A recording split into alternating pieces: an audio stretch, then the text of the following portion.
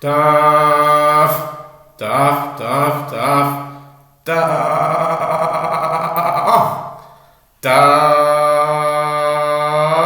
Yomi. Tractate Shevuos, page 39a. Shevuot Lamed Tes Amud Aleph. Top of the page with the word Shekol Ha'olam Kulo Nizda'azah. Bisha Hashem HaKadosh Baruch Hu B'Sinai Lo Tisa Et Shem Hashem Elokech L'Shav. That the entire world trembled when the Holy One, blessed be He, said in Mount Sinai, "You shall not take the name of the Lord your God in vain, for the Lord will not hold guiltless one who takes His name in vain." Exodus 20, verse 7. V'chol averot shebatoira nemar behen v'nakeh v'chan nemar lo yinakeh. V'chol averot shebatoira nifroim mimenu v'chan mimenu mimishpachto שנאמר אל תיתן את פיך לחטיא את בשרך ואין בשרו אלא קרבו שנאמר ומבשרך לא תתעלם. And be aware that with regard to all the other transgressions in the Torah, it is stated, and will clear the guilty, Vinakeh. Exodus 34, verse 7. Whereas here, with regard to taking a false oath, it is stated, will not hold the guiltless, lo yinakeh.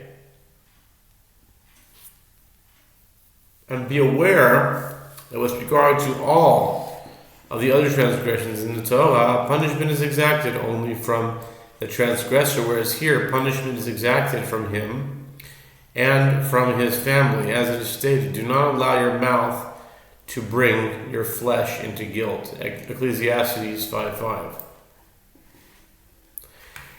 The verse indicates that one who sins with his mouth by taking a false oath causes his flesh to be punished as well, and one's flesh is nothing other than his relative, as it is stated, and that you should not hide yourself from your own flesh. Isaiah 58, verse 7. And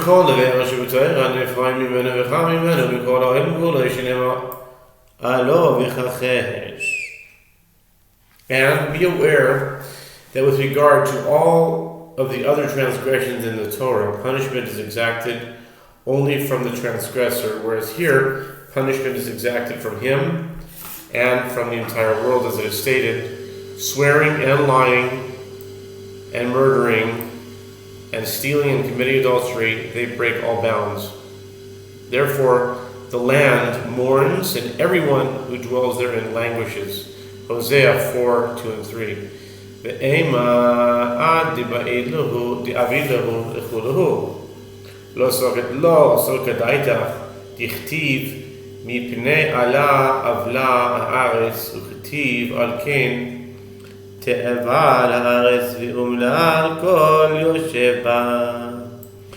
Gemara suggests, and why not say, that punishment is not exacted from the entire world unless he commits all of the sins mentioned in the verse.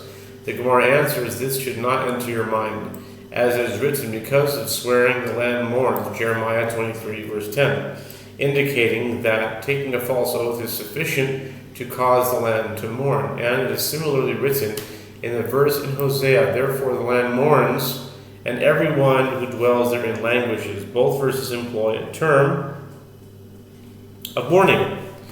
B'chol averos shebetoira im yesh lo zchut toilin lo shneim u'shloshet doirois v'chan nifroim mimenu le'alter shne'emar hotzetia ne'um Hashem tziva'ot ובאה אל בית הגנב ואל בית הנשבע בשמי לשקר ולענן בתוך ביתו בתחילתו תו את עציו ואת אבניו. The writer continues with the judge's forewarning, and be aware that with regard to all the other transgressions in the Torah, if the transgressor has merit, God suspends his punishment for 2 or 3 generations, and only if his descendants follow in his ways, are they punished? Whereas here, punishment is exacted from him immediately.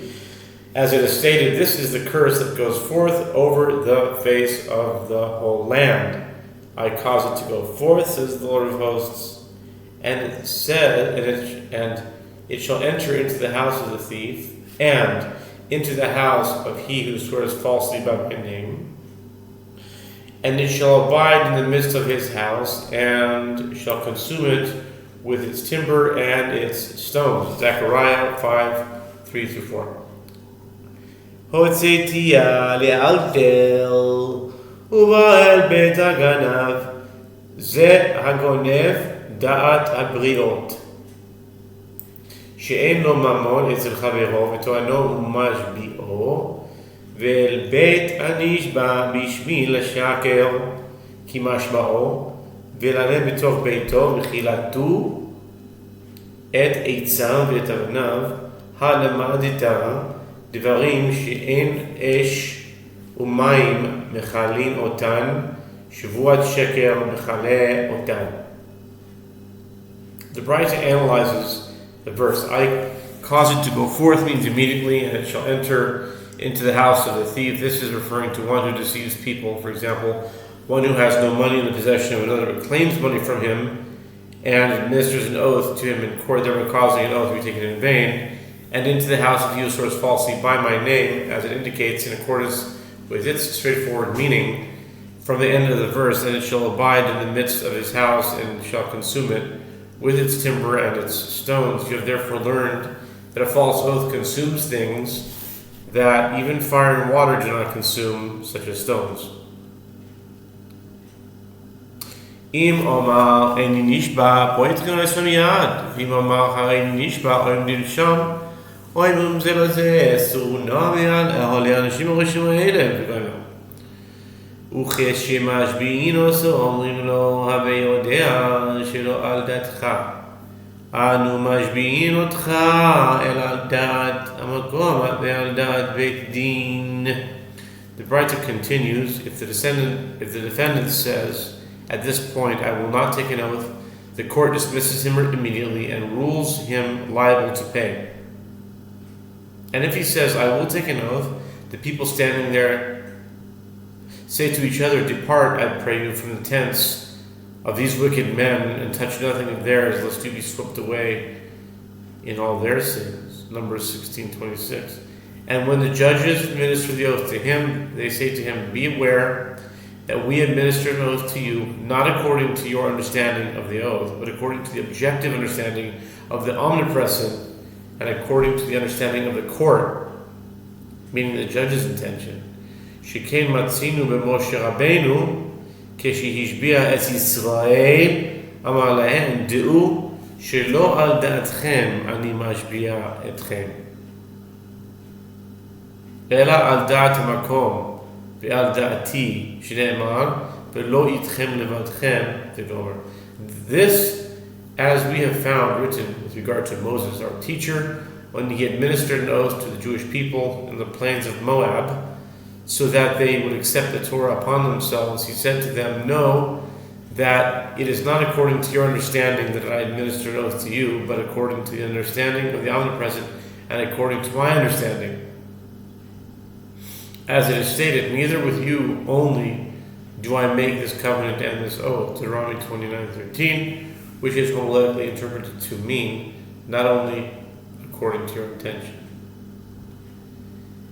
כי את אשר ישנו פה אין לי אלא אותן העומדין על הר סיני, דורות הבאים בגרים העתידין להתגייר מנין תלמוד לומר, ואת אשר איננו. Having quoted a verse, the Brisa tangentially interprets the subsequent verse from the phrase, but with he who stands here with us this day. Deuteronomy 29:14. I have derived only that those who stood in Mount Sinai were included in this covenant. From where do I derive that the subsequent generations and the converts who will convert in the future were also included? The verse states, and also with he who is not here with us this day. Deuteronomy 29:14. ואין לי אלא מצווה שקיבלו להם מעל סיני מצוות עתידות להתחדש כגוי מקרא מגילה מנין, תלמוד לא אמר, קימו וקיבלו, קיבלו מה שקיבלו כבר. And I have derived only that the mitzvot that the Jewish people accepted upon themselves at Mount Sinai were included in the oath. From where is it derived that mitzvot that were to be initiated in the future, for example, the reading of the Megillah, the scroll of Esther, and Purim were also included?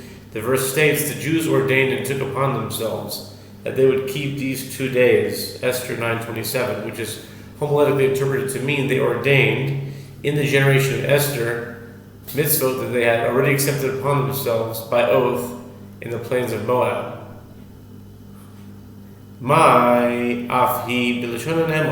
The Gemara analyzes the bride. So what is the precise meaning of the statement and oath imposed by the judges may also be recited in this language. Kedetanan elu ne'emarin b'chol Hashem parashat soita vidui maaser kriya shema ותפילה, וברכת המזון, ושבועת העדות, ושבועת הפיקדון, ובקרוב נמי שבועת הדיונים, אף היא בלשון הנאמר. The Gemara answers, it is as we learned in the Mishnah in Sota 32a, these are recited in any language, and it is not required that they be recited in Hebrew. The portion of the warning and the oath administered by the priest to the woman suspected by her husband of having been unfaithful, Sota. The declaration of tithes, which occurs after the 3rd and 6th year of the 7-year sabbatical cycle, when one declares that he has given his tithes appropriately.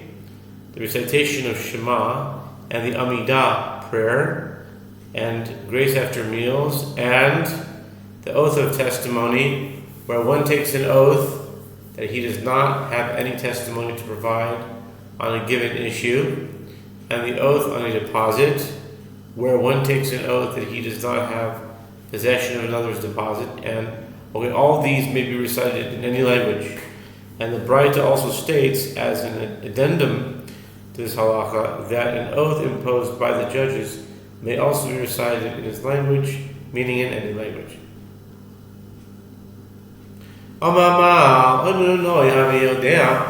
שכל העולם כולו נזדעזע אישה שם הקדוש ברוך הוא לא תישא את שם השם אלוקיו לשווא, מה טעמה אילמה משום דאיסיה בסיני 10 דיברוש נמי איסיה.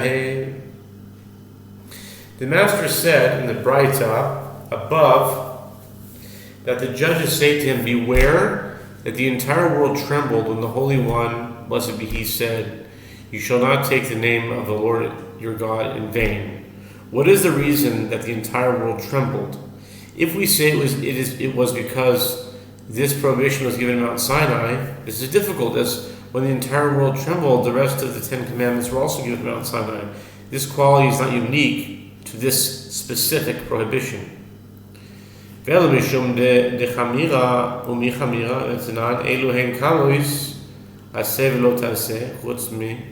לא תישא. חמורס, זו קריסויס ומיסוס בסדין ולא תישא עמהם. And if it is rather due to the fact that this prohibition is severe, is it more severe than all the other prohibitions? But didn't we learn in the Braita, these are minor transgressions, violation of an ordinary positive mitzvah, and an ordinary negative mitzvah, except for you shall not take the name of the Lord your God in vain. And these are major transgressions, for those for which one is liable to receive excision in the world to come, which is karet, or a court-imposed death penalty, and you shall not take the name of the Lord your God in vain, is also among them. Evidently, this transgression is no more severe than transgressions that incur karet or the death penalty.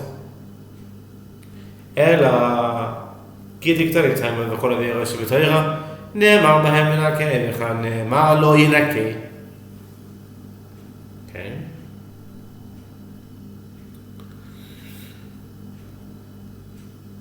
Rather, the reason the world trembled particularly when this prohibition was given, as it is taught subsequently in the Braita, and with regard to all of the other transgressions in the Torah, it is stated, and will clear the guilty. Whereas here, it is stated, will not hold guiltless. Oh, it's a question.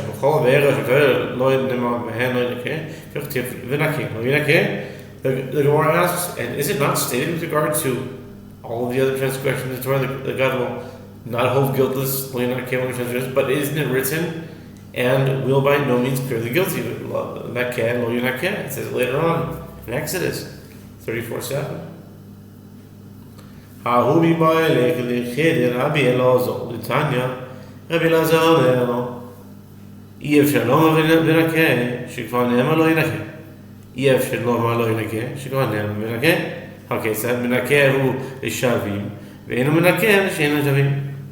The Gemara answers, that verse is necessary for that which is derived through the homiletic interpretation of Rabbi Elazar.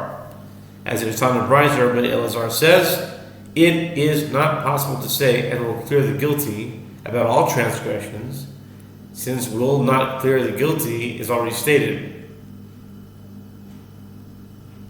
And it is not possible to say will not clear the guilty, since and he will clear the guilty is already stated.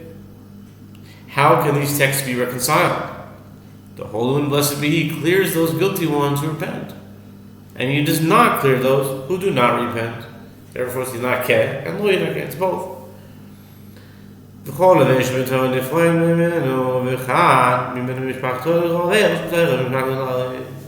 It is stated in the Brita that with regard to all of the transgressions in the Torah, punishment is exacted only from the transgressor, whereas here punishment is exacted from him and from his family.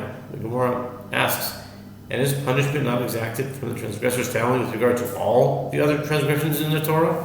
V'haketiv, v'samti ani et panai v'ish hahu u've'mishpachto. V'tanya אמר בשמעון נמחו חטא משפחתו מה חטאת לא מלאכה אין לך משפחה שיש בה מוחס שאין כולו מוחסין ושיש בה ליסטים שאין כולה ליסטים מפני שמחפין עליו.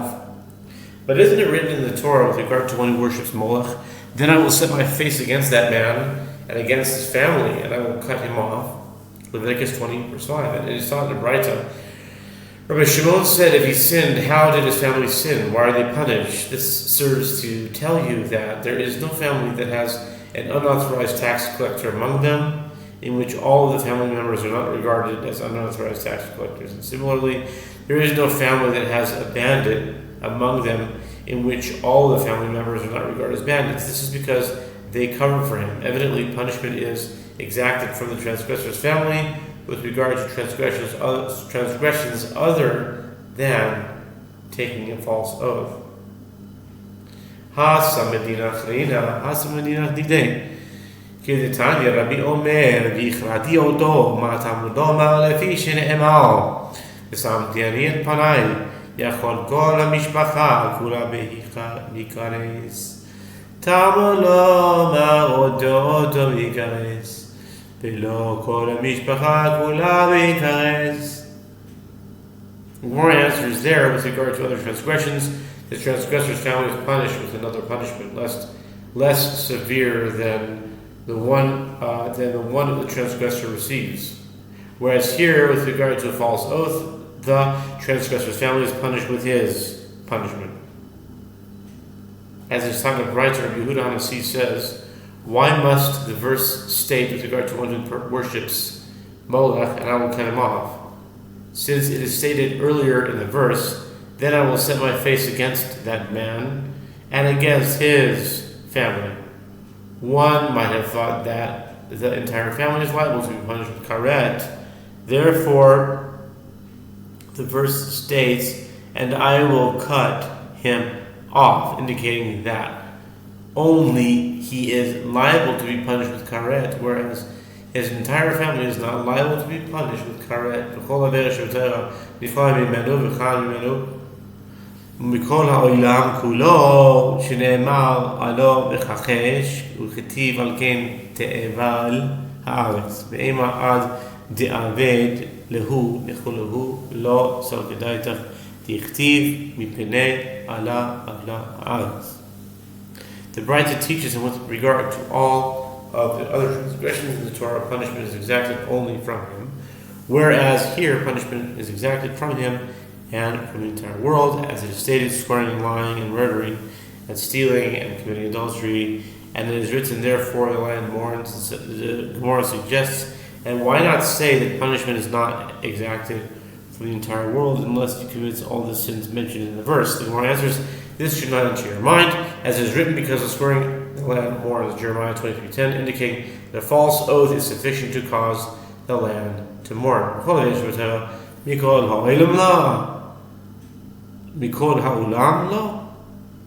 והכתיב וחשלו איש באחיו, איש בעוון אחיו, מלמד שכל ישראל הם בזה וזה.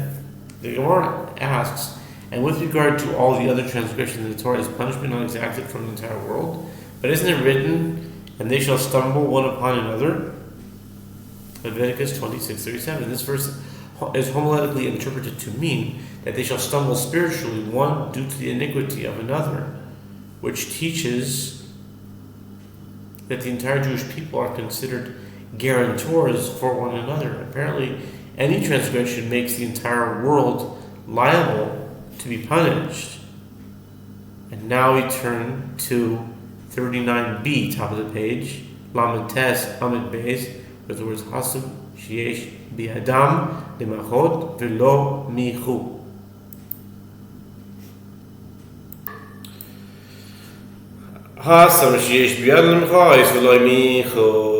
The Gemara answers there in that verse, the reference is to a case where the others had the ability to protest the transgression, and nevertheless they did not protest. By contrast, when one takes a false oath, the entire world is punished, even those who are not able to protest. Okay? Ma'iga ben reshoim di mishpachto reshoim di alma ben tzadikim di mishpachto le tzadikim di alma. The Gemara asks, what difference is there between the punishment of the wicked people in the transgressor's family and the punishment of the other wicked people of the world, and between the punishment of the righteous people in his family and the punishment of the other righteous people of the world? Hu b'sha'ar veirois b'dineh u'reshoim di mishpocho b'din chamor u'reshoim di alma b'din hakal tzedikei da'acha le'hacha b'tirei.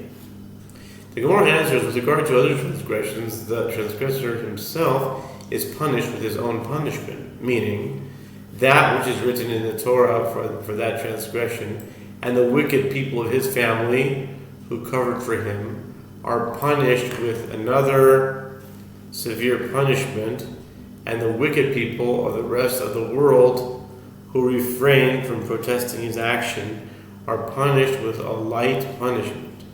The righteous people, both here and here, meaning both his family members who did not cover for him and others who were not able to protest his action, are exempt from punishment. Gabe Shevuos, who will show him the mishpachat kedineh, will show him the alma, b'din chamo, b'tzidikei hacha, b'hacha b'din hakra. With regard to one who takes a false oath, by contrast, he and the wicked people of his family are all punished with his punishment, meaning they receive the same punishment as he does. And the wicked people of the rest of the world who refrained from protesting his action are punished with a severe punishment, and the righteous people, both here in his family and here in the rest of the world, are punished with a light punishment, even though they did not behave inappropriately. Accordingly, the consequences of taking a false oath are more severe than those of other transgressions. Im amar eni nishba po'etchin oisem miyad. Im amar eni nishba sham oimu ze lo ze Sunami al-Ole Anashim Oshimoede. Bishlama Udika Mishtaba. Ka'e Bisra Ela Ahu Dika Mashba Le Amai. The writer states, if the defendant says, I will not take an oath, the court dismisses him immediately and rules him liable to pay. And if he says, I will take an oath, the people standing there say to each other, Depart, I pray you, from the tents of these wicked men. The Gemara asks, granted that one who is taking the oath stands to transgress the prohibition against taking a false oath, but why is the one administering the oath to him, meaning the claimant, considered a wicked man?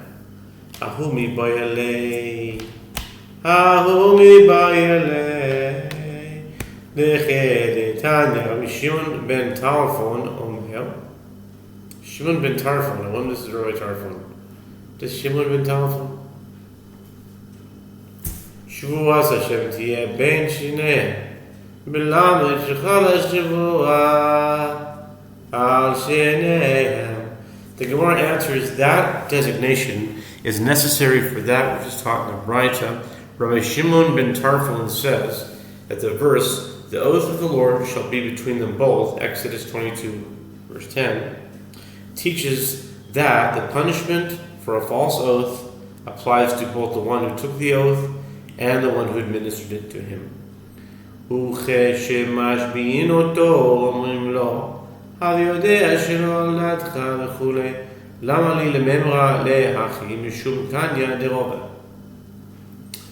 Braita states, and when the judges administer the oath to him, they say to him, be aware that we administer an oath to you, not according to your understanding, but according to the understanding of the omnipresent and according to the understanding of the court.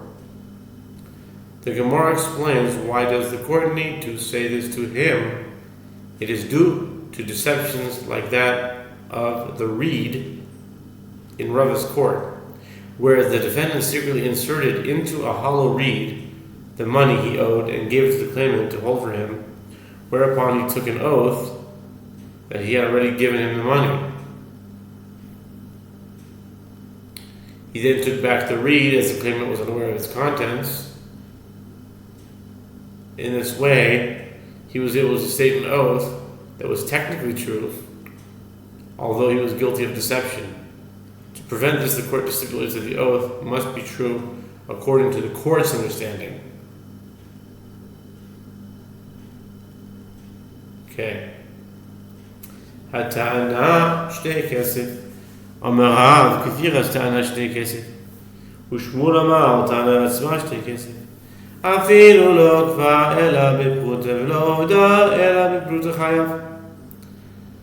The Mishnah teaches that the court administers an oath to one who admits to part of a claim only when the claim is for at least the value of 2 silver ma'ah. Rav and Shmuel disagree with regard to the exact meaning of this statement. Rav says that the denial of the claim must be at least the value of 2 silver ma'ah. And Shmuel says that the claim itself must be at least the value of 2 silver ma'ah, meaning even if the defendant denied only 1 pruta of the claim, or conversely, if he admitted to only 1 pruta of the 2 ma'ah claim, he is liable to take an oath.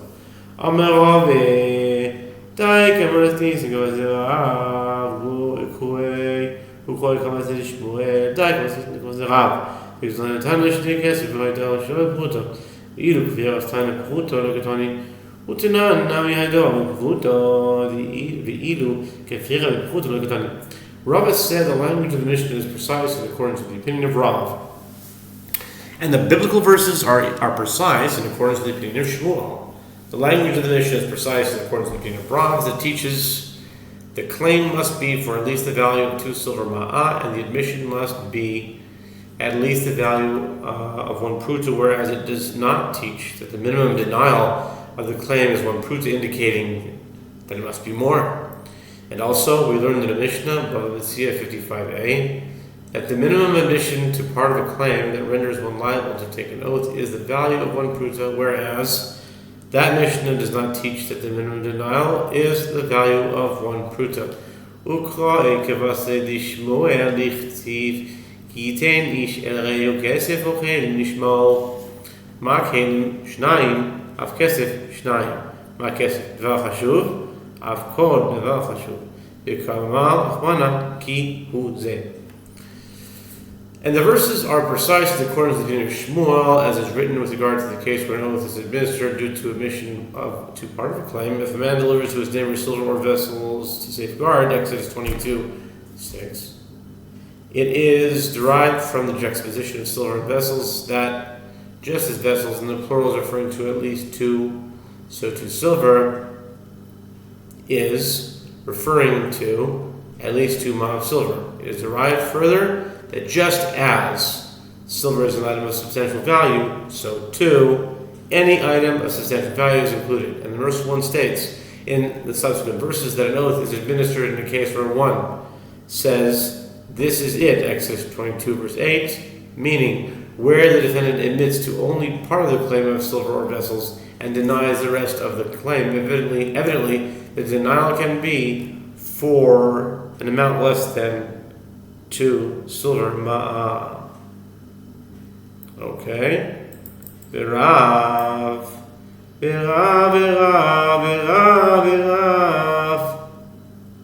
Okay. Ahu b'goy le'adam. So Tana Shmuel k'siv zeh de'i kefal mixed oidim mixed chayiv. And Rav would respond that the phrase "this is it" is necessary to indicate admission to a part of the claim, but it does not indicate the value being denied, which must be at least 2 silver ma'ah. The Gemara asks, and how does Shmuel derive both halachot from the verse, namely that admission to part of a claim is necessary for an oath to be administered, and that the denial can be less than the value of 2 ma'ah? The Gemara answers, it is written "this is" and it is written "it." The repetition of these similar terms is homiletically interpreted to indicate that if the defendant denied part of the 2 ma'ah claim and admitted to the other part, he is liable to take an oath.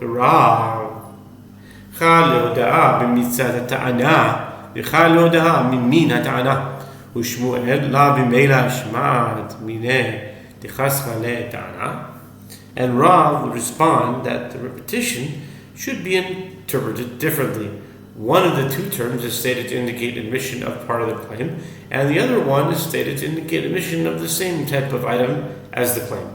And Shmuel would respond, even if you do not accept the derivation from the repetitious words, don't you derive from this the halacha by itself that the denial may be less than 2 ma'ah, since the admission reduces the value of the claim? If the claim was for 2 ma'ah, as derived from the verse, and the defendant admitted to a part of the claim, then the value of the denial was clearly less than 2 ma'ah. Ela Amalecha Rav Kesef Ki ata mikara dekvira hu de'asa Be'im kein lichtevach mana gitein ish el re'ehu kelim lishmo Yana amena ma kelim shnayim af kol shnayim kesef dikatav rachmana lamali im eno inyan lit'ana tenehu inyan lechefira. Rather, Rav could have said to you that when the word silver came initially, it came as a source for the value of the denial, not the claim, as if this were not so. If it were meant to refer to the value of the claim, let the merciful one write in the verse, if a man delivers to his neighbor vessels to safeguard without mentioning silver, and I would say that just as vessels are at least 2, so too the claim must be for at least 2 of the item, including coins of silver. Accordingly, why do I need the word silver that the merciful one wrote? Rather, if it is not needed for the matter of the claim, apply it to the matter of the denial, and derive it from it that the denial must be at least the value of 2 silver ma'ah. ושמואל אמר לך, אי חסר רחמן הכלים, ולא חסר כסף הימינה, מה הכלים שלהם אף כל שניים. אבל אדם חשוב לו בעניין כמשמע. And Rava could have said to you that if the merciful one had written the words vessels and had not written the word silver, I would say that just as vessels are at least two, so too the claim must be for at least two of any item, but we do not need it to be an item of substantial value. Therefore, the word silver teaches us that it must be an item of substantial value, like silver. Tanan, shtei kesed yesh li biadcha, ein lecha biadi el pruta patur. My timer, lav mishum nechasar la ta'ana u'tiyufta d'shmuel. The Gemara attempts to prove Rav's opinion from the Mishnah. We learned in the Mishnah that if the claimant said to the defendant, I have two silver ma'ah in your possession, and the latter responded, you have only one copper pruta in my possession, he is exempt from taking an oath. What is the reason? Is it not because the amount of the claim was denied by the defendant was lacking, meaning was less than the minimum value of 2 ma'ah? And accordingly, this is a conclusive refutation of the opinion of Shmuel. Amar l'cha Shmuel, mi savrit shava de katani, dafka katani, ma shita'ano lo huda lo, uma shehuda lo ta'ano. The Gemara answers, Shmuel could have said to you, do you maintain that the case that is taught in one where the claim was for the value of 2 ma'ah? The claim in the case that is taught was specifically for 2 silver ma'ah. The defendant is exempt because the claim was for silver and he admitted to owing 1 pruta of copper, that which he claimed from him he did not admit to at all, and that which he admitted to he had not claimed from him. Ihachi ema seifa shtei kesef pruta yesh li biadcha ein lecha biadi ela pruta chayav iyamet b'shem hashava mishum hachi chayav ela iyam dafka amai chayav ma sheta'ano lo hoda lo u'ma shehoda lo ta'ano. The Gemara asks, if so, say the latter clause. If the claimant said, I have 2 silver ma'ah and 1 pruta in your possession, and the defendant responded, you only have 1 pruta in my possession, he is liable to take an oath. Granted, if you say that the claim was for the value of 2 ma'ah due to that reason, he's liable to, in this case. Unlike the previous case, here the defendant denied a debt of 2 full ma'ah. But if you say the claim was specifically for 2 ma'ah and 1 copper pruta, why is he liable to take an oath? In this case, 2, that which is claimed from him, he did not admit to at all, and that which he admitted to, he had not claimed from him. Midehu taima el Shmuel amor Rav Nachman amar Shmuel ta'ano dechitin soirim v'hoda lo ve'echad mehen chayav. The Gemara answers, isn't this discussion only according to Shmuel? The proof was presented in order to attempt to refute the opinion of Shmuel. And doesn't Rav Nachman say that Shmuel says that if one claimed that another owes him both wheat and barley, and the defendant admitted to owing him one of them, he's liable to take an oath? Here too, the claim was for 2 types of items, silver and copper, and the defendant admitted to owing one of the types, 1 pruta of copper. Therefore, according to Shmuel, he is liable to take an oath. Hachanami mistavrad midiktani seifa litra zahav yesh li biadcha ein lecha biadi ela litra kesef patur iyamet b'shlam dafka ketani shumachi patur ela iyamet shaveh amai patur litra tuva have. This too stands to reason from the fact that the latter clause of the Mishnah teaches that if the claimant said, I have a litra of gold in your possession, and the defendant responded, you only have a litra of silver in my possession, he is exempt. Granted, if you say that the Mishnah is teaching a case where the claim was specifically for gold, it is due to the reason that he is exempt, as the admission was of a different item from the claim. But if you say the claim was for the value of a litra of gold, why is he exempt? A litra is a large amount, and certainly both the claim and the denial are each worth more than 2 ma'ah. Rather, it's clearly the case where the claim was specifically for 2 silver ma'ah, and from the fact that in the latter clause the claim was specifically for gold, it should be derived that also in the former clause the claim was specifically for 2 ma'ah.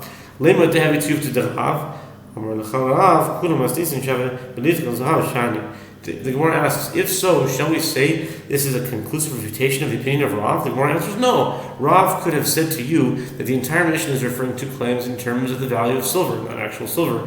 But the case where the claim was for a litra of gold is different. All the other cases in the Mishnah are referring to a certain monetary value, but this case is referring to actual gold, as a litra is not a coin or a monetary unit, but a measurement of weight.